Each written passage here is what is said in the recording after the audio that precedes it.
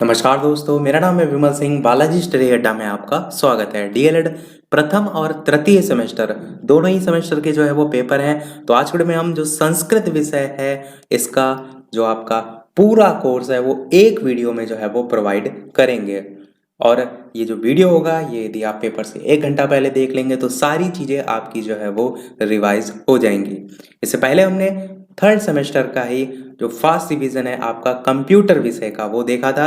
वो कंप्यूटर का विषय का जो फर्स्ट डिवीजन था वो फर्स्ट सेमेस्टर और थर्ड सेमेस्टर दोनों के लिए ही था, क्योंकि पर्टिकुलर किसी सेमेस्टर को लेकर के नहीं, सारी ओवरऑल चीज़ें मैंने जो है उसमें बता दी थी। सेम यही हम प्रोसेस करेंगे संस्कृत के वीडियो में। तो पिछला वाला वीडियो आपने नहीं देखा है तो साइड में आई बटन में आपको कंप्यूटर का फर्स्ट डिवीजन का पूरा कोर्स का एक वीडियो में मिल जाएगा। तो चलिए शुरू करते हैं आज का वीडियो। तो सबसे पहले बात करते हैं जो संस्कृत है वो किससे किससे मिलकर बना है। इसमें कोई भी चीज़ पूछी जा सकती है, कौन सा प्रत्यय होता है या कैसे विच्छेद होता है, सारी चीज़ें। तो संस्कृत जो है सम प्लस क्री प्लस कत प्रत्यय से जो है वो बना होता है। इस प्रकार से आप इसका डिवीजन करेंगे। अर्थ की बात करते हैं तो संस्कृत शब्द का अर्थ होता है शुद्ध, परिष्कृत, परिमार्जित या परिनिष्ठित। इसके अलावा संस्कृत भाषा का अर्थ की बात करें तो शुद्ध और परिमार्जित भाषा के रूप में आप कह सकते हैं, यानी कि जो इसका एक्चुअल अर्थ होता है उसके आधार पर। तो ये तो हो गया आपका संस्कृत के संदर्भ में। फिर बात करते हैं व्याकरण के संदर्भ में। तो व्याकरण वी प्लस आंग प्लस क्री प्लस ल्युट, इस प्रकार से जो है आप इसको अलग अलग कर सकते हैं। तो यहाँ पर कोई भी चीज़ आपसे पूछी जा सकती है, कौन सा प्रत्यय होता है, कौन सी धातु होती है, कौन सा उपसर्ग होता है, इस प्रकार से प्रश्न यहाँ से पूछे जाते हैं। फिर बात करते हैं इसी के संदर्भ में एक लाइन बोली जाती है, वो क्या है, व्याक्रियन्ते व्युत्पादयन्ते अनेन इति व्याकरणम। ये आपका संपूर्ण व्याकरण को परिभाषित करता है। इसको अगर परिभाषित करें तो जिसके माध्यम से शब्दों की उत्पत्ति या निष्पत्ति बताई जाए वो व्याकरण है। व्याकरण शब्द शास्त्र या पद शास्त्र है। बात करते हैं आगे। आगे बात करते हैं तो हमारा जो स्वर है उसके बारे में बात करते हैं। तो स्वर की डेफिनेशन होती है स्वयं राजन्ते इति स्वरः, यानी कि जो स्वयं उच्चारित होते हैं, किसी अन्य की सहायता नहीं लेनी पड़ती है, उसी के संदर्भ में लिखा है स्वयं राजन्ते इति स्वरः। तो आप क्या कहेंगे, स्वर वे ध्वनियां हैं जिनके उच्चारण के लिए किसी अन्य वर्ण की आवश्यकता नहीं होती है। तो इस प्रकार से स्वर की डेफिनेशन आप लिख सकते हैं। एग्जाम्पल के तौर पर बात करें तो जैसे कि छोटा जो है इसके उच्चारण में किसी अन्य स्वर या व्यंजन वर्णों की सहायता नहीं लेनी पड़ती, इसलिए जो छोटा है वो आपका स्वर है। इसी प्रकार छोटा, छोटी, छोटाऊ, री, ला, ए, ओ, ये सभी क्या हैं, ये सभी आपके स्वर हैं। तो इस प्रकार से आप स्वरों को जो है वो लिख सकते हैं। फिर बात करते हैं हम हमारा स्वरों की संख्या के संदर्भ में। यहां से प्रश्न आपका पूछा जाता है किसमें, बहुविकल्पीय में, कि स्वरों की संख्या कितनी है। तो आप क्या कहेंगे, संस्कृत व्याकरण शास्त्र में स्वरों की संख्या कुल 9 मानी गई है। और यहाँ पर लिखे भी हैं जो मैंने अभी बताया भी आपको। तो ये 9 स्वर भी ध्यान रखिएगा। हो सकता हो इनकी जो संख्या है आपसे अगर अति लघु में पूछ लिया गया तो आपको लिखने भी पड़ेंगे कौन कौन से होते हैं। दूसरी महत्वपूर्ण चीज है कि ये जो सभी स्वर होते हैं वो अच प्रत्याहार के अंतर्गत परिगणित किए गए हैं। तो ये अच प्रत्याहार भी ध्यान रखिएगा, स्वरों को परिभाषित करता है, इसलिए स्वरों को अच भी जो है वो कहा जाता है। ये ध्यान रखिएगा, आपसे स्वर ना पूछकर अच पूछा जाए तो भी आपको ध्यान रखना है कि स्वरों को लेकर यहाँ पर पूछा जा रहा है। फिर हम बात करते हैं मूल स्वर के बारे में। तो मूल स्वर इन्हीं स्वरों में 5 होते हैं। कौन कौन से, छोटा आ, छोटी ई, ऊ, री, ला। तो ये 5 आपके मूल स्वर जो है वो कहे जाते हैं। तो टोटल स्वरों में आपके ये 5 मूल स्वर हो जाएंगे। फिर बात करते हैं संयुक्त स्वर की। संयुक्त स्वर की बात करें तो आपका ए, ओ, ए और ओ, ये 4 जो है आपके संयुक्त या मिश्रित स्वर कहे जाते हैं। ये आपके स्वर हैं। अधिकतर वैसे आपको वही छत्रज्ञ वो देखने को मिलता है, वो व्यंजन होते हैं। यहाँ पर स्वरों की बात की जा रही है, तो ये जो होते हैं वो आपके संयुक्त स्वर होते हैं। फिर किससे किससे मिलकर बने होते हैं, तो छोटा और ई जो है मिलकर ए बनाता है, आ और ऊ मिलकर ओ बनाता है। इसी प्रकार छोटा ए मिलकर ए बनाता है और इसी प्रकार आ ओ मिलकर ओ जो है वो बनाता है। तो ये आपके हो जाएंगे संयुक्त स्वर। नेक्स्ट देखते हैं हम हमारा स्वरों के भेद। स्वरों के भेद की बात करें तो सबसे पहले तो आपको ये पता होना चाहिए मुख्यतः 3 भेद होते हैं। सबसे पहला होता है आपका हृस्व स्वर, जिन स्वरों के उच्चारण में एक मात्रा का समय लगे उन्हें हम हृस्व स्वर के नाम से जानते हैं। और एक चीज का विशेष ध्यान दीजिए कि स्वरों को भी केवल सिंगल डिवीजन पर नहीं डिफाइन किया गया है, यानी कि परिभाषित नहीं किया गया है। मात्रा काल के आधार पर अलग है, जीवा के आधार पर अलग है, वो मैंने चीजें हिंदी में आपको बताई थी। तो यहाँ पर आप मात्रा काल के आधार पर कह सकते हैं हृस्व स्वर होता है। जैसे कि एग्जाम्पल की बात करें तो अ, ई, उ, री, ला, ये सभी क्या हैं? ये सभी आपके हृस्व स्वर हैं। देखिए यहाँ से प्रश्न कैसे आता है बहुविकल्पी में, इनमें से कौन सा हृस्व स्वर नहीं है, और वहां पर 4 ऑप्शन दिए होंगे तो आपको पता होना चाहिए कौन कौन से होते हैं। दूसरा होता है आपका दीर्घ स्वर। दीर्घ स्वरों की बात करें तो जिन स्वरों के उच्चारण में 2 मात्रा का समय लगता है वे आपके दीर्घ स्वर कहे जाते हैं। जैसे कि बड़ा हो जाएगा, बड़ी ई, बड़ा ऊ, री, ए, ओ, इस प्रकार से सभी आपके दीर्घ स्वर में जो है वो आ जाएंगे। बोलकर भी आप देख रहे हैं तो एक मात्रा से अधिक का समय लग रहा है, 2 मात्रा का समय लग रहा है तो आपका दीर्घ स्वर हो जाएगा। फिर देखते हैं हमारा नेक्स्ट तीसरा, क्योंकि 3 मैंने बोले, तीसरा होता है आपका प्लुत स्वर। तो जिन स्वरों के उच्चारण में 2 मात्रा से अधिक अर्थात 3 मात्रा का समय लगता है उन्हें हम क्या जानते हैं नाम से? प्लुत स्वर के नाम से जो है वो जानते हैं। और जो प्लुत स्वर होते हैं इनकी पहचान के लिए इस प्रकार से चिन्ह भी जो है वो लगाया जाता है। जैसे कि यहाँ पर आप देख रहे हैं आ, ई, उ, इस प्रकार से आदि आपको देखने को मिल रहे हैं। ये चिन्ह आपको ओम में देखने को मिलता है। जो ओम होता है ये आपका एक त्रैमात्रिक जो है वो स्वर है, जिसका प्रयोग प्रायः वेदों में जो है वो होता है। और ओ जो है ये भी प्लुत स्वर है। वैसे आपको एग्जाम्पल लिखना है तो आप ओम को ही लिखेंगे, जिसके उच्चारण में आपको 2 से अधिक मात्रा का समय जो है वो लगता है। ये आपका प्लुत स्वर का उदाहरण हो जाएगा। नेक्स्ट देखते हैं। नेक्स्ट है आपका व्यंजन। स्वरों को हमने देख लिया, तो व्यंजन की बात करते हैं। तो व्यंजन में सबसे पहले हम बात करते हैं इसके बारे में कि जो सभी व्यंजन वर्ण होते हैं वो हल प्रत्याहार में समाहित होते हैं। जैसे हमने अभी स्वरों में देखा था अच प्रत्याहार, उसी प्रकार यहाँ पर आपको क्या याद रखना है? हल प्रत्याहार याद रखना है। इसी में जो है वो समाहित होते हैं, अतः व्यंजनों को हल भी कहते हैं। कुल व्यंजन वर्णों की बात करें, यहां से बहुविकल्पी पूछा जाता है व्यंजन वर्णों की संख्या के संदर्भ में, तो आप कहेंगे टोटल 33 जो है वो माने गए हैं, जो कि माहेश्वर जो सूत्र होते हैं उसके हयावराटा से लेकर के हल तक 10 सूत्रों में जो है वो कहे गए हैं। तो ये आपका व्यंजन के संदर्भ में हो जाएगा। व्यंजन के प्रकार की बात करते हैं तो मुख्य रूप से व्यंजन के 3 प्रकार होते हैं जो कि माहेश्वर सूत्रों में गिनाए गए हैं। पहला आपका होता है स्पर्श व्यंजन, दूसरा होता है आपका अंतस्थ व्यंजन, और तीसरा होता है आपका ऊष्म व्यंजन। अभी हम आगे देखेंगे कौन कौन से होते हैं। एक चीज और यहाँ पर ध्यान रखिए कि ये मुख्यतः 3 प्रकार होते हैं, परंतु जो चतुर्थ प्रकार है जो कि आपका संयुक्त व्यंजन होता है, ये इसके बारे में भी लिखा है कि जो माहेश्वर सूत्रों में परिगणित जो है वो नहीं है, इसलिए संस्कृत में हम इसे यहाँ पर नहीं शामिल करते हैं। केवल और केवल 3 मुख्य रूप से आप डिवीजन करेंगे, कौन कौन से? स्पर्श व्यंजन, अंतस्थ व्यंजन और ऊष्म व्यंजन। तो ये नाम ध्यान रखिएगा, आपसे प्रश्न यहाँ से पूछे जा सकते हैं।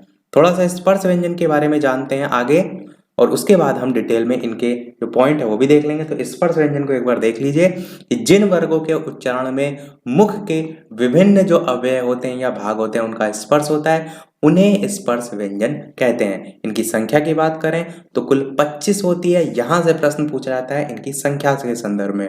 का से लेकर मां तक के वर्ण जो है सभी आपके स्पर्श व्यंजन में आते हैं।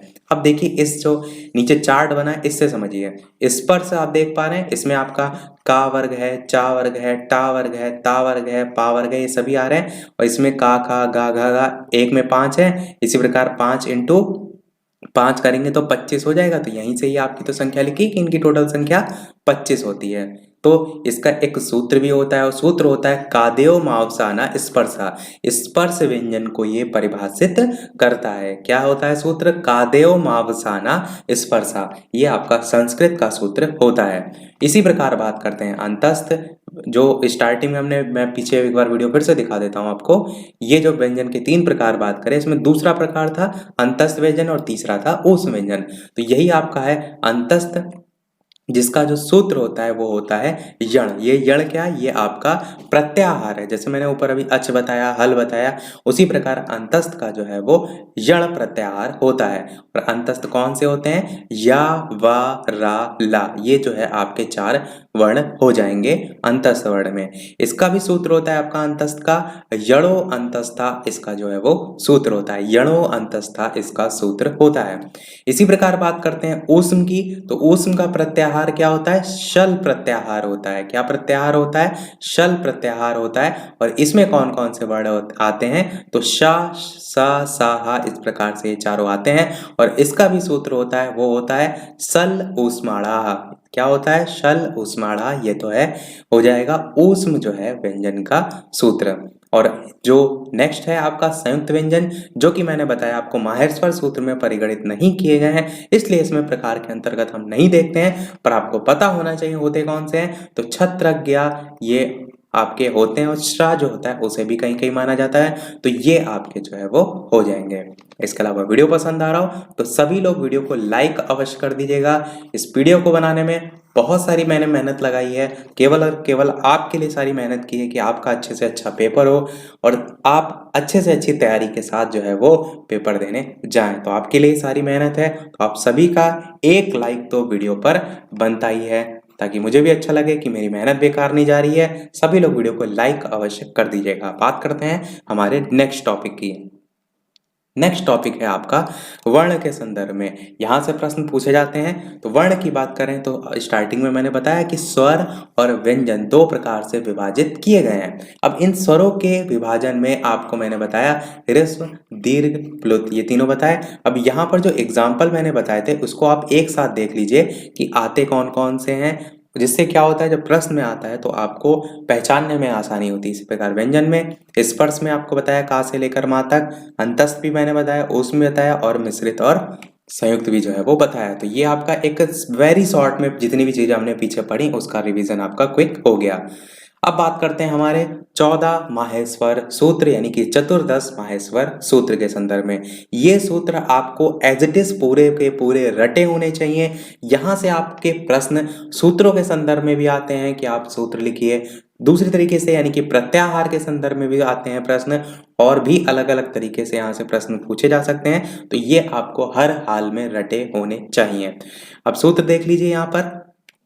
तो ये जो है आपके हो जाएंगे सूत्र। पहला हो जाएगा आ ई उड़, फिर इसी प्रकार री ऋक, इसी प्रकार एऊंगा एओच, हाया वरट, फिर लड़, फिर यम गणतम, फिर जाबा या, फिर गणदस, फिर जब गणदस, फिर खा फा छ ट, फिर थच चट तब, इसी प्रकार कपाया, फिर शा शा सारा, इसी प्रकार हल। तो ये आपके चतुर्दश माहेश्वर सूत्र जो है वो हो जाएंगे। अब थोड़ा सा मैं आपको यहाँ पर बताता हूँ प्रत्याहार के संदर्भ में। तो जब प्रत्याहार लिखना होता है तो जो लास्ट में जिसमें भी हलंत लिखा होता है लगा है, जिसमें जिसमें इसको नहीं लिखना होता है। जैसे मैं आपसे अभी मैंने बात की उस वर्णों की, तो उसका प्रत्याहार क्या था? शल प्रत्याहार था। तो आप देखेंगे इनमें शा कहाँ पर है, तो आप देखिए 13वें में ये शा लिखा हुआ है, तो आप कहेंगे शा यहाँ पर है। और ला देखिए लास्ट में कहाँ है, तो 13 के बाद 14 में यहाँ पर लास्ट में ला लिखा हुआ है। अब मैं आपसे कहूँ जो सल प्रत्याहार है उसके वर्ण बताइए, तो आप क्या लिखेंगे?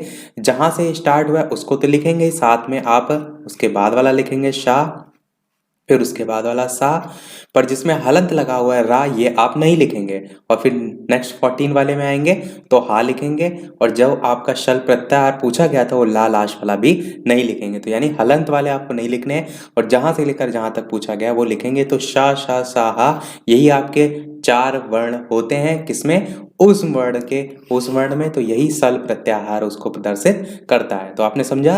अभी देखिए मैं आपको पीछे दिखाता भी हूँ, ये जो है आपने देखा था उसमें शल प्रत्याहार से संदर्भ में। इसी प्रकार हम एक और देख लेते हैं, कौन सा? यण वाला, जिसमें यावर वाला आता है। तो इसी में हम यण को भी देख लेते हैं। अब देखिए या आपका कहाँ पर है, तो आप देखेंगे, तो आप देखिए यहाँ पर 5वें वाले में जो है वो आपको या दे रखा है। तो यहाँ पर हम सबसे पहले लिख लेते हैं आपका प्रत्याहार।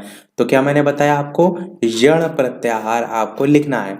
अब यण में या से स्टार्ट करेंगे, यानी कि आप या को भी लिखेंगे, उसके बाद आपका रा, या के बाद वा आ रहा है तो वा लिखेंगे, फिर उसके बाद रा आ रहा है उसको लिखेंगे। पर जो ये आपका हलन जिसमें लिखा हुआ है टा, इसको नहीं लिखेंगे। उसके बाद नेक्स्ट पे आएंगे, ड़ा तक आना है आपको, यहाँ तक आना है, तो ला जो है इसको भी लिखेंगे, पर ड़ा जिसमें हलन लगा है उसको नहीं लिखेंगे। तो आपका या व रा ला, ये आपका प्रत्याहार यहाँ से निकल कर आ जाएगा। तो प्रत्याहार के संदर्भ में आपका तृतीय सेमेस्टर में जो है पूछा जाता है, प्रथम सेमेस्टर में वैसे नहीं पूछा जाएगा, पर चीज़ें आपको आनी चाहिए, क्योंकि अब ऐसा कोर्स बनने लगा है कि आपसे किसी भी सेमेस्टर में किसी भी सेमेस्टर की एक दो चीज़ें पूछ ली जाती हैं, इसलिए आपको आना जो है वो जरूरी है। और इसी प्रकार अभी मैंने स्वर और व्यंजन की बात की थी, तो उसमें भी तो मैंने आपको अच और हल बताया। तो यहाँ पर आप देखिए कहाँ से अच है, ये जो आपका पहला वाला जो सूत्र है इसमें यहाँ पर आ लिखा हुआ है, यहाँ से लेकर जो चौथा वाला सूत्र है इसमें चा लिखा हुआ है। तो यहाँ से लेकर यहाँ तक ये आपके सभी स्वर होते हैं, यानी कि स्टार्टिंग के जो चार आप सूत्र देखते हैं माहेश्वर सूत्रों में, वो आपके स्वर होते हैं। इसी प्रकार मैंने आपको जो व्यंजन है उनको परिभाषित करने के लिए हल प्रत्याहार बताया। हल में देखिए तो पांचवा वाला जो हयावरटा है इसका हा, और हल का लास्ट में जो ला है यहाँ तक, यहाँ से लेकर यहाँ तक पूरे आपके जितने होते हैं 5 से लेकर 14 तक, ये सभी आपके व्यंजन को परिभाषित करते हैं। तो आप इस प्रकार से स्वर और व्यंजन को भी लिख सकते हैं। आपसे डायरेक्ट पूछा भी जा सकता है कि अच प्रत्याहार में क्या आता है, हल प्रत्याहार में क्या आता है, इस टाइप से सारी चीजें पूछी जा सकती हैं। तो आप समझ गए कैसे कैसे इसमें डिवीजन हो रखा है। बढ़ते हैं हमारे नेक्स्ट टॉपिक की तरफ, जो कि है आपका उच्चारण स्थान से संबंधित। यहाँ पर आप अपनी वीडियो की क्वालिटी साइड में जो 3 डॉट बटन है उस पर जाकर बढ़ा लीजिएगा। अगर आप 360 पिक्सल से नीचे वीडियो देख रहे हैं तो उसको 720 480 लगा लीजिएगा, ताकि आपको यहाँ पर लिखी हुई चीजें दिखाई दें। तो सबसे पहला सूत्र होता है आपका अकुह विसर्जयानाम कंठा। सूत्र आप सभी रट लेंगे, आपको बहुत जगह हेल्प करेंगे। तो इसके अंतर्गत बात करें तो ये छोटा आ जो लिखा है, इससे आप छोटा आ बड़ा आ कह सकते हैं। ये 18 प्रकार के होते हैं, पर वो आपके लिए जरूरी नहीं है। आपको पता होना चाहिए कि स्वरों में छोटा आ और बड़ा आ जो है इसमें आते हैं। इसके बाद जो आपका कु लिखा हुआ है, ये कु जो है वो का वर्ग को परिभाषित करता है। तो का वर्ग आपका इसमें आता है, का खा गा गा अंगा हा, इस प्रकार से। और जो कुह के बाद हा लिखा हुआ है अकुह, इससे आप हा को याद रखेंगे। और साथ ही साथ विसर्जिया नाम लिखा हुआ है, तो जो विसर्ग लिखा हुआ है उससे आप इस विसर्ग को याद रखेंगे। तो इतना सब कुछ किसमें आता है, इतना सब कुछ आप करेंगे, कहेंगे अकुह विसर्जिया नाम कंठा, यानी कि कंठ से उच्चारण में आता है। अब यहाँ से कुछ भी आपसे पूछा जाए, चाहे ये पूछा जाए कि आप ये बताइए कि खा किस में आता है, तो आप कहेंगे कंठ के उच्चारण में। या आपसे विसर्ग पूछा जाए तो आप कहेंगे कंठ से उच्चारण में। या आप पूछा जाए छोटा बड़ा तो आप कहेंगे इसी में आता है। इसी प्रकार आपसे हा पूछा जाए तो भी आप कहेंगे इसी में आता है। तो इस एक सूत्र से इतनी सारी चीजें आप याद रख सकते हैं। फिर दूसरा आपका सूत्र होता है ईचु यशानाम तालु। डायरेक्ट भी ये पूछा जाता है कि कंठ से उच्चारण का सूत्र बताइए संस्कृत में, तो आपका ये होता है। इसी प्रकार तालु की बात करें तो ईचु यशानाम तालु में जो ई है स्टार्टिंग का, इससे आपका छोटी ई बड़ी ई होता है, ये ध्यान रखिएगा। फिर ईचु यशानाम का जो चू है, ये चा वर्ग जो है उसको परिभाषित करता है। तो ये चा वर्ग आपका पूरा आ जाएगा, चा छा जा जा यहाँ तक। इसी प्रकार ईचु या लिखा हुआ है ना, यशा नाम का या, तो या जो है वो भी इसी में आता है। और साथ ही साथ ईचु यशा नाम में शा लिखा हुआ है ये वाला, तो ये वाला शा भी इसी में आता है। तो इतनी सारी चीजें आप इस एक सूत्र से जो है वो याद रख सकते हैं। तो ईचु यशा नाम तालु का मतलब है कि तालु से उच्चारण में ये सभी चीजें जो है वो आती हैं। नेक्स्ट आपका हो जाएगा कौन सा, ऋतु रसाणाम मूर्धा। मूर्धा उच्चारण की बात करें तो सबसे पहला आपका क्या आएगा, री, जो जिससे ऋषि आप लिखते हैं, तो री री इस प्रकार से इसमें आएंगे। फिर जो टू है वो किसको परिभाषित करेगा, टावर को। जितने भी ऊ करके आ रहे हैं ना, कु चू टू, ये वर्ग को उसको परिभाषित करते हैं। तो टावर का आपका इसमें पूरा आएगा। उसी के साथ साथ आप देखिए ऋतु रसाणाम है ना, तो रा वाला, इससे आपका रा आएगा। और इसी प्रकार ऋतु रसाणाम में जो ये शा षटकोण वाला बना हुआ है, ये भी इसी में आएगा। तो ये सभी आपके मूर्धन्य वर्ण में जो है वो आ जाते हैं। ये अगर आपने रट लिया तो आपको हिंदी में भी हेल्प करेगा, क्योंकि हिंदी में आपका यहाँ से एक प्रश्न 110% पूछा ही जाता है। चौथा आपका हो जाएगा ऋतु लसानाम दंता, यानी कि यहाँ पर जो ली लिखा हुआ है वो आपका इसी में आएगा। तू से मतलब ता वर्ग पूरा इसी में आएगा। ला जो है ये भी इसी में आएगा। और साथ ही साथ लितुलसा नाम का जो शाह ये वाला लिखा हुआ है, ये भी इसी में जो है वो आएगा। तो इस प्रकार से आप क्या कहेंगे कि दंत वर्ण में ये सारी चीजें आ जाएंगी। लास्ट में लिखा है ना दंता, यानी कि दांत से उच्चारण में या दंत वर्ण में जो है ये सभी आ जाएंगे। नेक्स्ट है आपका उपपद्मानीयानाम ओष्ठो, यानी कि आपका जो उ है इससे आप कहेंगे छोटा ऊ बड़ा ऊ इसी में आता है। फिर पू से मतलब है पा वर्ग सब पूरा इसी में आता है। और उसी के साथ साथ यहाँ पर जो पद्मानीयानाम लिखा है तो ये वाला रे प्रकार इसको बोलते हैं, ये भी इसी में जो है वो आता है। और ये सभी किससे उच्चारण में आते हैं, तो ओष्ठ से उच्चारण में जो है वो आते हैं। इसी प्रकार आपका इसके बाद वाला कौन सा है, तो है यम गणनम या यम गणनानाम नासिका चा, यानी कि यम गणनम जो आपका सूत्र भी था एक, उसमें स्टार्टिंग में सारी चीजें आई थी तो सब अनुनासिक वर्ण के अंतर्गत आती हैं। इसी प्रकार ए दो तो कंठ तालु में मतलब है ए और ए, ये जो है वो कंठ तालव्य वर्ण में आते हैं। ये बहुत पूछे जाते हैं कंठ तालु कौन से हैं, तो ए और ए होते हैं। इसी प्रकार अ दो तो कंठोष्टम, यानी कि कंठोष्ट से किसका उच्चारण होता है, तो ओ और औ का होता है। और इसी प्रकार वकारस से दंतोष्टम की बात करें तो वह आपका जो है वो दंत और ओष्ठ दो से मिलकर होता है। ये लास्ट के आप देख रहे हैं ना जिनमें दो से मिलकर उच्चारण हो रहा है, ये आपके बहुत पूछे जाते हैं, तो ये जो है आप ध्यान रखिएगा। और ये जो है जीवामूल्य से जीवामूलम, ये जीवामूलीय वर्ण होते हैं। ये सब इतना डिटेल में आपसे नहीं पूछा जाता है, ये सब आपका यूपी टेट में पूछा जाता है। और नासिका अनुस्वारस्य की बात करें तो ये जो है आपका अनुस्वार जिसे हम बिंदी कहते हैं, ये भी आपका इसका सूत्र जो है ये हो जाएगा। तो इतने सारे के सूत्र हैं टोटल 11। यदि आपको याद होंगे तो इस पर बेस्ड कैसे भी प्रश्न पूछा जाएगा आप आसानी से कर ले जाएंगे। बढ़ते हैं हमारे नेक्स्ट टॉपिक की तरफ, और नेक्स्ट है आपका अभ्यंतर प्रयत्न तालिका। अभ्यंतर प्रयत्न की बात करें तो आपके टोटल 5 प्रकार होते हैं। एक होता है स्पृष्ट, एक होता है ईसत स्पृष्ट, एक होता है ईसत विवृत, एक होता है विवृत और एक होता है समृद्ध। अधिकतर प्रश्न क्या पूछे जाते हैं कि इसके एग्जाम्पल के संदर्भ में, तो एग्जाम्पल तो सब आपके सामने ही लिखे हुए हैं। देखिए अभ्यंतर प्रयत्न होता क्या है, तो आप क्या कहेंगे, अभ्यंतर का अर्थ ही होता है भीतर, यानी कि जो वर्णों के उच्चारण पूर्ण मुख के अंदर होता है वो आपके इसके अंतर्गत आते हैं। अब देखिए सबसे पहले हम बात करते हैं स्पृष्ट की। तो स्पृष्ट आप यहीं से समझ रहे हैं का से लेकर मां तक, यानी कि इसमें जितने भी आपके वर्ण तालु मूर्धा दंत, ये सारी चीजें हमने देखी थी। इसमें आपके जितने भी स्पर्श वर्ण है वो आते हैं का से लेकर मां तक, यानी कि टोटल 25 वर्ण जो है इसमें आते हैं। ईसद स्पृष्ट की बात करें तो इसका अर्थ होता है थोड़ा सा स्पृष्ट का अर्थ, यानी कि थोड़ा सा छुआ हुआ। तो इसमें जीवा उच्चारण स्थान को जो थोड़ा स्पर्श करते हैं वो आते हैं यण, यानी कि या व लाला, यानी कि अंतस्थ वर्ण इसके अंतर्गत जो है वो आते हैं। इसी प्रकार बात करते हैं आपका नेक्स्ट ईसत विवृत। इसकी बात करें तो इसमें आप क्या कहेंगे कि ईसत का अर्थ होता है थोड़ा, विवृत का अर्थ है यानी कि खुला हुआ। विवृत का अर्थ मतलब क्या होता है, खुला हुआ, और ईसत मतलब थोड़ा खुला हुआ। तो इसमें जीवा को कम उठाना होता है, तो ये आपका ऊष्म वर्ण इसमें आते हैं। शल प्रत्याहार मैंने अभी आपको बताया था। इसी प्रकार बात करते हैं विवृत की। विवृत का अर्थ होता है खुला हुआ, तो जिनके उच्चारण में मुंह खोलना पड़ता है वहां प्रयत्न स्वरों का होता है, तो ये आपका विवृत में आता है। और इसके अंतर्गत आपका ये सारी चीजें आती हैं आ ई उ री री ए और ओ, सभी स्वर जितने भी होते हैं वो सब इसमें जो है वो आते हैं। मैंने आपको अच प्रत्याहार बताया था स्वरों के लिए होता है, तो जितने स्वर होते हैं सब आपके विवृत में जो है वो आते हैं। और लास्ट आपका हो जाएगा समृद्ध। समृद्ध का अर्थ होता है ढका हुआ या बंद, जिसमें वायु का मार्ग आप कह सकते हैं बंद रहता है। यहाँ पर आप छोटा एग्जाम्पल याद रखिएगा। नेक्स्ट आपका देखते हैं, ये आपका अभ्यंतर हो गया। दूसरा होता है आपका बाह्य प्रयत्न। प्रयत्न आपके कितने प्रकार के होते हैं, 2 प्रकार के। वर्णों के उच्चारण करने की जो चेष्टा होती है उसको हम प्रयत्न कहते हैं। 2 प्रकार के होते हैं, एक अभ्यंतर प्रयत्न होता है, एक बाह्य प्रयत्न होता है। तो अभ्यंतर प्रयत्न के सारे प्रकार हमने देख लिए, ये बात करते हैं बाह्य प्रयत्न की।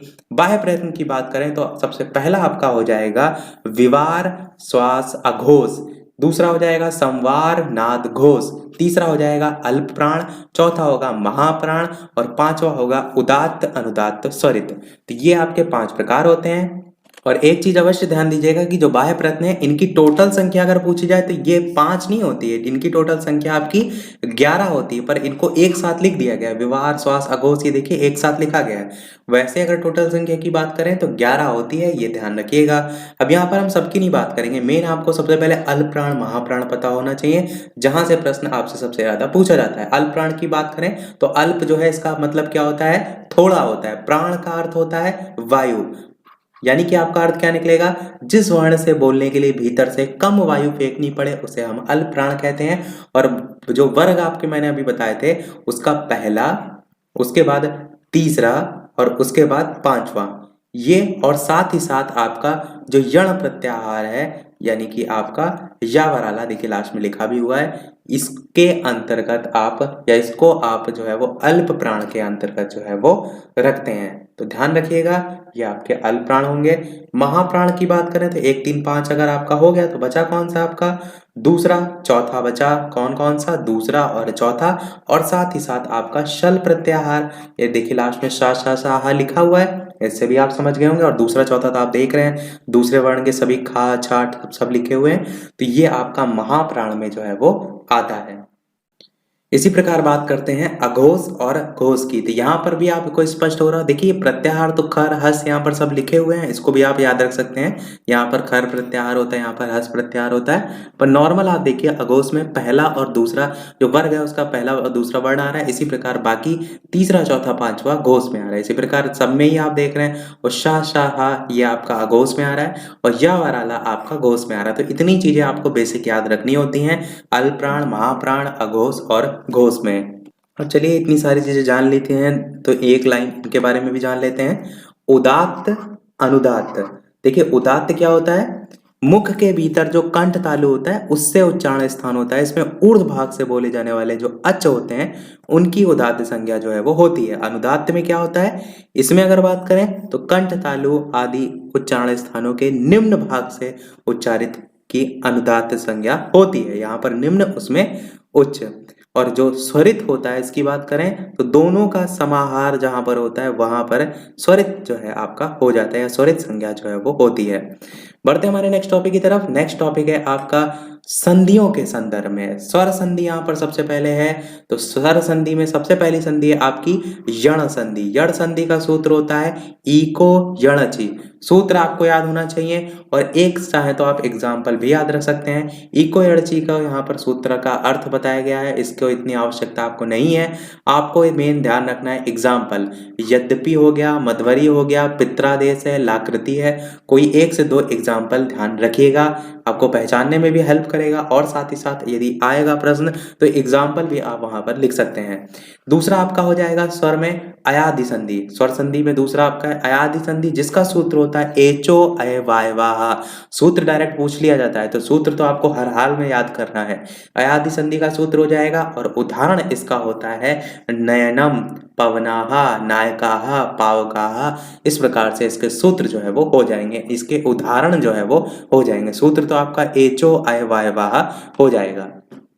तीसरा देखते हैं, तीसरी आपकी संधि स्वर में हो जाएगी गुण संधि। गुण संधि का सूत्र क्या होता है, आद गुणाहा आपका सूत्र जो है वो होता है। और यहाँ पर अगर एग्जाम्पल की बात करें तो रमेश, हितोपदेशा, देवर्षि, तबलकारा, इस प्रकार से हो जाएगा। बाकी आप इनका संधि विच्छेद साइड में देख सकते हैं, लिखा हुआ है। नेक्स्ट है आपका वृद्धि संधि। वृद्धि संधि का सूत्र होता है वृद्धि रेची। वृद्धि रेची सूत्र होता है। और यहाँ पर अगर बात करें एग्जाम्पल की तो सदैव हो गया, महेश्वर्यम है, जलौगाहा, महोषधि, ये सभी इसके सूत्र हो जाएंगे। और लास्ट स्वर संधि में आपका हो जाएगा दीर्घ संधि, जिसका सूत्र होता है अकाहा सवर्णे दीर्घा। और इसकी बात करें तो हिमालय, रविंद्रा, भानुदय, मातृम, ये सभी इसके जो है वो एग्जाम्पल हो जाएंगे। तो मुख्यतः तो आप यही संधि देखते हैं, पर इसमें यानी कि संस्कृत में स्वर संधियों में और भी संधि होती हैं, उनको भी देख लेते हैं। पर मुख्यतः इन्हीं से अधिकतर प्रश्न पूछ जाते हैं। तो ये जो स्टार्टिंग के 2 थे और लास्ट के यानी कि बाकी के 3, इनको विशेष तौर पर याद रखिएगा। अब स्वर में ही कुछ और भी हैं, उनकी भी बात कर लेते हैं। तो सबसे पहला है आपका यानी 6ठे नंबर का पूर्व रूप संधि, जिसका जो सूत्र होता है वो होता है इंगा पदांतति, ये इसका सूत्र होता है। और इसके यहाँ पर आप पहचान देख रहे हैं तो इस प्रकार से आपका पूर्व रूप जो है लिखा आपको, यानी कि जो चिन्ह होता है इस टाइप से इसको देखने को मिलता है, जैसे कि हरैव हो गया, विष्णुएव हो गया, ये इसके एग्जाम्पल हो जाएंगे। तो यही आपको पहचान जो है वो मेन ध्यान रखनी है। इसी प्रकार बात करते हैं पर रूप संधि की, तो इसका जो सूत्र होता है वो होता है एंगी पर रूपम। और यहाँ पर अगर बात करें इसकी एग्जाम्पल की तो प्रेजते हो गया, उपोस्ति, और जो पूछा जाता है वो अधिकतर यही 2 एग्जाम्पल आपको देखने को मिलते हैं, प्रेजते और उपोस्ति। तो इसको याद रख लीजिएगा, क्योंकि अधिकतर जो आपको देखने को मिलते हैं तो एज इट इज यही एग्जाम्पल देखने को मिलते हैं। तो पर रूप संधि से अगर आएगा तो हो सकता हो 99% चांस है यही आपको एग्जाम्पल देखने को मिले। फिर बात करते हैं प्रकृति भाव की। इसका आपका सूत्र होता है प्लुत प्रग्रह अचि नित्यम। ये आपके कोर्स में नहीं है तो इसको आपको याद करने की आवश्यकता नहीं है। आप चाहें तो एग्जाम्पल इसका देख सकते हैं, हरि है तो विष्णु इमो, ये सारी चीजें इसके एग्जाम्पल हो जाएंगे। फिर हम बात करते हैं व्यंजन संधि के सूत्र की। सभी स्वर आपके समाप्त हुए। व्यंजनों की बात करें तो सबसे पहला च्युत संधि हो जाएगा जिसका सूत्र होता है स्तो स्टुना स्चु। और इसके यहाँ पर अगर एग्जाम्पल की बात करें तो रामश्चिनोति सच्चित, ये सभी इसके एग्जाम्पल हो जाएंगे। फिर दूसरा आपका होता है च्युत संधि जिसका सूत्र होता है स्टुना स्टु। इसका अगर बात करें एग्जाम्पल की तो आपका क्या हो जाएगा रामषष्ठ रामष्टिकते, इस टाइप से इसके एग्जाम्पल जो है वो हो जाएंगे। मैंने आपको पहले भी कहा है कि वीडियो की क्वालिटी साइड से बढ़ा लीजिएगा। आप क्वालिटी बढ़ाएंगे तभी यहाँ पर लिखा हुआ आपको दिखाई देगा। यदि आप नहीं बढ़ाएंगे तो फिर आप कमेंट में लिखते रह जाएंगे कि दिखाई नहीं दे रहा है, तो फिर इसके लिए मैं कुछ नहीं कर सकता। आपको स्वयं से वीडियो की क्वालिटी बढ़ानी होगी। नेक्स्ट देखते हैं जसत्व संधि। इसका सूत्र होता है झलाम जसवंते। और इसकी अगर बात करें तो आपका जो एग्जाम्पल है वो जगदीशा सडानन, ये आपका पूछा भी जाता है, इंपॉर्टेंट है, ध्यान रखिएगा। फिर इसी की बात होगा आपका चतुर्थ संधि। इसकी सूत्र की बात करें तो खरीचा होता है। और इसी प्रकार इसकी बात करें उदाहरण की तो छेदता लिप्सा, इस टाइप से हो जाएगा। अनुस्वार संधि की बात करें तो मो अनुस्वारा इसका सूत्र होता है हरिम बंदे और तुम करो करोसी, ये सभी इसके एग्जाम्पल हो जाएंगे।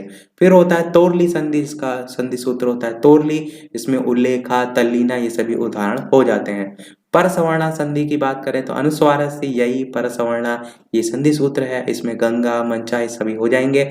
लास्ट वाला अनुनासिक संधि, इसका आपका कोर्स में है, हाँ ये भी है, यरो अनुनासिके अनुनासिको वा, ये इसका सूत्र है। और यहाँ पर उदाहरण में जगन्नाथ दिंगनाथ ये जो है वो हो जाएगा। देखिए व्यंजन आपका कोर्स में पूछा तो कुछ भी जा सकता है, पर अधिकतर आप देखेंगे तो जो प्रश्न है वो इन्हीं सबसे पूछ लिए जाते हैं। स्टार्टिंग के आप देख रहे हैं 3, इन्हीं से पूछ जाते हैं। कभी कभार अनुस्वार से पूछ लेते हैं, बाकी इनसे अधिकतर प्रश्न और उसे नहीं पूछे जाते हैं। बाकी ऐसा नहीं है, कोर्स में तो पूछा तो कुछ भी जा सकता है।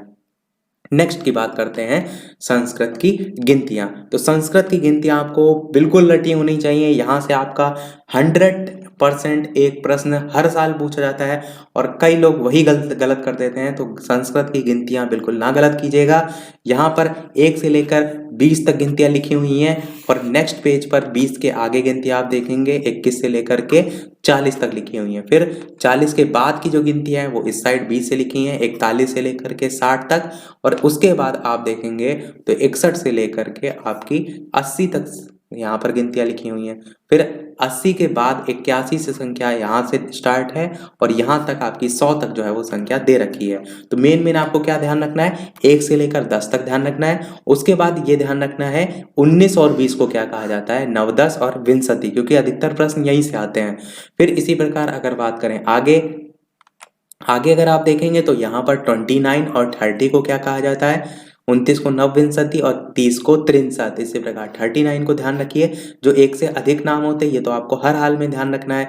एकोनचत्वारिंशत नव त्रिंशत, इसी प्रकार 40 को चत्वारिंशत। इसी प्रकार आप जाएंगे और आगे 40 के आगे जाएंगे तो किस पे पहुंचेंगे, 49 पे। यहाँ पर ध्यान रखिए। फिर उसके बाद 59 और 60 का ध्यान रखिए। 60 को षष्ठी कहते हैं। इसी प्रकार आप जाएंगे यहाँ पर 69 70 पर, यहाँ पर नवषष्ठी, एकोन सप्तति, 70 को सप्तति। इसी प्रकार 79 80 पे जाएंगे तो नव सप्तति, एकोनाशीति। इसी प्रकार 80 को अशीति। इसी प्रकार 80 के और आगे जाएंगे तो यहाँ पर 89 नवाशीति, एकोननवति। इसी प्रकार 90 को नवति और 100 को जो है वो शतम। और कुछ 100 के बाद की भी संख्याएं लिखी हुई हैं, वो भी आप चाहें तो पढ़ सकते हैं। जैसे कि यहाँ पर साइड में लिखा हुआ है 1000 को सहस्रम कहते हैं, 10,000 को अयुतम कहते हैं, 1 लाख को लक्षम कहते हैं, 10 लाख को न्यूतम प्रियुतम, 10 लक्षम ये सभी नाम से जानते हैं। 1 करोड़ को कोटि कहते हैं, 10 करोड़ को 10 कोटि कहते हैं, 1 अरब को अर्बुदम कहते हैं, 10 अरब को दशार्बुदम कहते हैं, 1 खरब को खरवम कहते हैं, 10 खरब को 10 खरवम कहते हैं। इस प्रकार 1 नील 10 नील, 1 पदम 10 पदम, 1 संख 10 संख, महासंख, इस टाइप से आपको सीरियल तक दे रखा है। तो आप चाहें तो इनको भी याद रख सकते हैं। बाकी पूछे जाने के चांसेस यहाँ पर ऊपर जो जितने भी दे रखे ना, इनसे जो है वो पूछा जा सकता है, ये आपको ध्यान रखना है। देखते हैं हमारा नेक्स्ट टॉपिक। जितनी भी गिनती इनको रट अवश्य लीजिएगा, आपका पूछा अवश्य जाएगा। तो यहाँ पर जितनी भी लिखी हुई चीज़ें थी वो हमने जो है वो बात कर ली। अब हम कुछ अलग से चीज़ों को बात कर लेते हैं, जिसमें सबसे पहले हम बात करते हैं किसकी, वो बात करते हैं हम समास की। समास की अगर बात करें तो समास आप सभी जानते हैं 6 प्रकार के होते हैं। एक आपका होता है द्वंद्व समास, एक होता है आपका द्विगु समास, एक होता है आपका कर्मधारय समास, एक होता है तत्पुरुष समास, एक होता है बहुव्रीहि समास और छठा हो जाएगा आपका अव्ययी भाव समास। फिर इसी प्रकार बात करते हैं कारक के संदर्भ में। कारक की बात करें तो संस्कृत में कारक की संख्या कितनी होती है, तो आप कहेंगे संस्कृत में 6 कारक जो है वो होते हैं। यहाँ पर जो संबंध कारक होता है इसको कारक जो है वो नहीं माना जाता है। इस पर बेस्ड भी प्रश्न पूछा जाता है कि कारक क्यों नहीं माना जाता है, क्योंकि इनका क्रिया से साक्षात संबंध नहीं होता है, इसीलिए जो है वो नहीं माना जाता है। और जो संबोधन होता है उसकी प्रथमा विभक्ति के आने के कारण इसको इसी का ही एक रूप मान लिया जाता है, इस कारण भी आप इसे कह सकते हैं। बाकी यहाँ पर जो विभक्ति हैं उनके सूत्र और भी ज़्यादा डिटेल में है, आप चाहें तो उन्हें अलग से जो है वो पढ़ सकते हैं। फिर हम बात करते हैं हमारे धातु की। धातु की बात करते हैं तो यहाँ पर हम पढ़ धातु को लेकर स्टार्टिंग के आपको सारी चीज़ें जो है वो बता देते हैं। तो धातु में हम बात करते हैं किसकी, जो पठ धातु है इसके संदर्भ में। देखिए पठ धातु में सबसे पहले अगर बात करते हैं लट लकार की। लट लकार आपका किससे संबंधित होता है, तो आप कहेंगे वर्तमान काल से संबंधित होता है। और यहाँ पर जो आपके रूप चलते हैं यानी कि धातु रूप चलते हैं वो चलते हैं पठती, पठता, पठंती, इस टाइप से चलते हैं। और आगे आपका इसी सीरियल से चलते हैं, क्योंकि वो तो मैं आपको रटा चुका हूँ, पठती, पठता, पठंती, पठसी, पठता, पठत, पठामी, पठावा, पठामा। तो मेन आपको क्या करना होता है, स्टार्टिंग के 3 याद रखने होते हैं जिससे आपको आगे के याद आ जाए। तो मैं स्टार्टिंग के इसलिए 3 आपको बता देता हूँ। लट हो गया, उसके बाद होता है लंग लकार, तो इस प्रकार डा लिखते हैं, यहाँ पर बिंदी लगाएंगे। ये किससे संबंधित होता है, तो ये भूतकाल से संबंधित होता है। यहाँ पर कैसे चलते हैं, तो अपठत से चलता है, अपठत। फिर दूसरे नंबर पे आएगा आपका अपठधाम, और फिर इसी प्रकार आपका आएगा अपठन। तो ये आपका जो है वो सीरियल हो जाएगा। फिर आपका तीसरा आएगा लिट लकार के संदर्भ में। लिट लकार के संदर्भ में यहाँ पर कौन सा होता है, तो भविष्य काल होता है, या भविष्यत काल भी आप इसे कह सकते हैं। और इसकी बात करें तो यहाँ पर आपका पठिष्यति करके रूप चलता है, पठिष्यति, और इसी प्रकार पठिष्यता, और इसी प्रकार आपका पठिष्यन्ति। तो यही स्टार्टिंग का ही ध्यान रखिएगा ताकि आगे का आपको याद रखने में आसानी हो। फिर आपका तीसरा हो गया, चौथा होगा लोट लकार।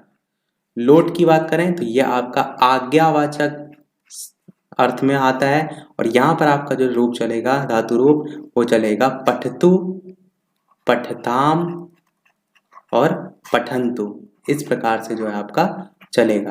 और यहाँ पर भी आपका ये हो गया। फिर लास्ट आपका हो जाएगा विधिलिंग लकार, और विधिलिंग लकार में किस प्रकार से चलेगा आप कहेंगे, तो आप कहेंगे ये सबसे पहले अर्थ के संदर्भ में तो चाहिए के अर्थ में होता है, और यहाँ पर आपका चलता है पठेत, फिर पठेताम, और इसी प्रकार जो है वो पठेयु, इस प्रकार से जो है आपका चलता है। तो ये आप स्टार्टिंग के ध्यान रखिएगा, आगे के तो आपने याद कर ही लिए होंगे, अब तक नहीं याद किए तो जरूर याद कर लीजिएगा, पर स्टार्टिंग के ध्यान रखिएगा ताकि और यहाँ पर पूछे जाए तो आगे के आप लिख ले जाएं। तो ये तो आपके होते हैं धातु रूप। इसी प्रकार आपसे शब्द रूप भी पूछे जाते हैं। अब शब्द रूप अलग अलग आधारों पर हैं, अकारांत पुल्लिंग, इसी प्रकार आकारांत पुल्लिंग द्विवचन, तो वो आपको अलग से पढ़ना होगा। जैसे आपके नहीं चलते रामः, रामौ, रामाम, इस टाइप से, तो वो आपको अलग से सभी याद रखने, या इसमें आप गिने चुने याद कर लीजिए, उसके आधार पर और आप अलग से जो है वो निकाल सकते हैं। उसमें पूछे कैसे प्रश्न जाते हैं, जैसे मैं आपको हरि की बात करूं तो आपसे लिखा होगा जो हरि है ये किस में आ रहा है, देखिए हरि में ई छोटी लग रही है, हरि राग का साउंड आ रहा है, तो ये आपका इकारांत में आता है, इकारांत पुल्लिंग एक वचन में आता है। आपसे पूछा जाएगा कि हरि शब्द रूप जो है इसका चतुर्थी जो विभक्ति है एक वचन में जो है वो बताइए क्या होगा। तो आपका जो रूप चलते हैं वो किस प्रकार से चलते हैं, हरि, हरिम, हरिणा, हरिये। चौथे नंबर पर हरिये आएगा तो आपका हरिये जो है वहां पर सही हो जाएगा। आप चाहें तो इस क्रम में याद रख सकते हैं, और अगर आपको इस टाइप से याद है तो इस प्रकार से भी आप याद रख सकते हैं। जैसे आपको पहले से याद है वो आप याद कर लीजिएगा। इसके बाद बात करते हैं एक श्लोक की। अब कुछ वर्षों में श्लोक भी पूछे जाने लगे हैं, तो एक ना एक श्लोक आप अवश्य याद करके जाइएगा, लगभग 2 या 4 लाइनों का, ताकि एक प्रश्न इस टाइप से भी आता है कि कोई भी श्लोक लिखिए 2 या 4 पंक्तियों में, संस्कृत का होना चाहिए। हिंदी में भी पूछ लिया जाता है, तो संस्कृत में संस्कृत का ही लिखेंगे, तो आपको याद होना चाहिए। इसके साथ ही साथ जो आपके अंग हैं या कह सकते हैं पशु पक्षी हैं, परिवार, पशु पक्षी के साथ साथ घरेलू उपयोग की वस्तुएं हैं, उनके हिंदी और संस्कृत के नाम भी आपको याद होने चाहिए।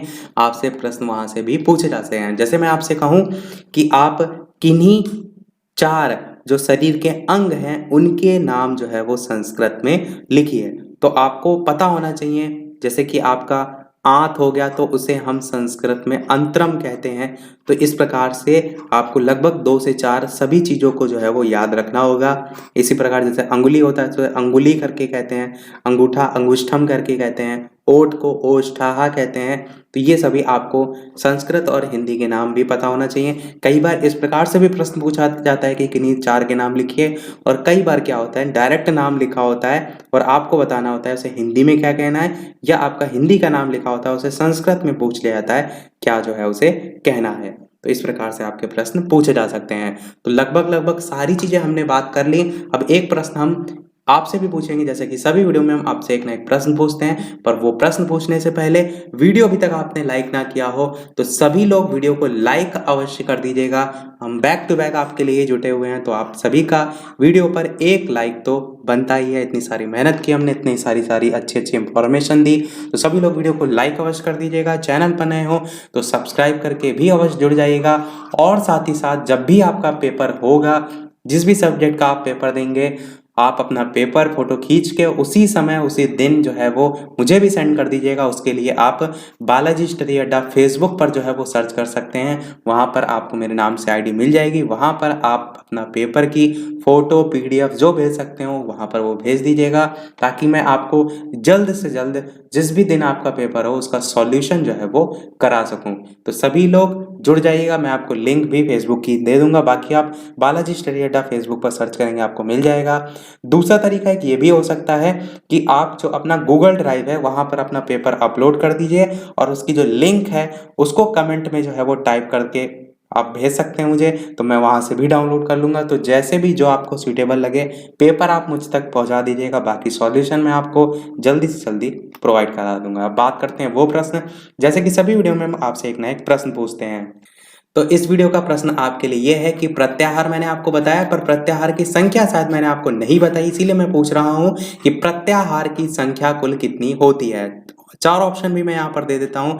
38 ऑप्शन होगा, 40 ऑप्शन होगा, 42 ऑप्शन होगा, या 44 ऑप्शन होगा। ये 4 ऑप्शन है। अपना आंसर वीडियो के मेन कमेंट में सभी लोग, जितने भी लोग वीडियो देख रहे हैं, टाइप करके अवश्य बताइएगा, और वीडियो को सभी के साथ शेयर भी अवश्य कर दीजिएगा, ताकि अधिक से अधिक लोग जो है वो अच्छे से अच्छा प्रैक्टिस कर सकें, अच्छे से अच्छा जो है वो पेपर की तैयारी कर सकें। और सभी सब्जेक्ट की प्लेलिस्ट आप प्लेलिस्ट में जाकर देख सकते हैं, सभी का कोर्स मैं ऑलरेडी कंप्लीट करा चुका हूं। तो आज वीडियो में इतना ही। वीडियो पसंद आया हो तो लाइक अवश्य कीजिएगा, चैनल पर नए हो तो सब्सक्राइब जरूर कीजिएगा। मिलते हैं अगले वीडियो में नए टॉपिक के साथ, तब तक के लिए नमस्कार। Thank you for watching.